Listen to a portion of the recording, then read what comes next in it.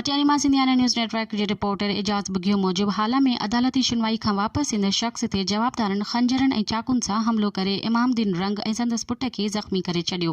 अदालत मां सुनवाई बाद वापसि पंहिंजे ॻोठ जिमान रंग तरफ़ वेंदड़ इमामदीन रंग संदसि पुट हुज़ैफ़ा रंग ते 8 खां 9 माण्हुनि खंजरनि ऐं चाकुनि सां हमलो करे ॾिनो।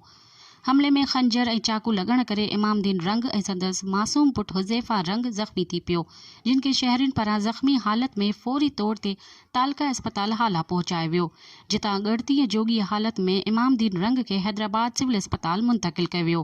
इतला ते ज़ख़्मियुनि जा वारस पिणु तालका अस्पताल हाला पहुची विया ऐं हमलो कंदड़ जवाबदार फरार थी वञण में कामयाब थी विया।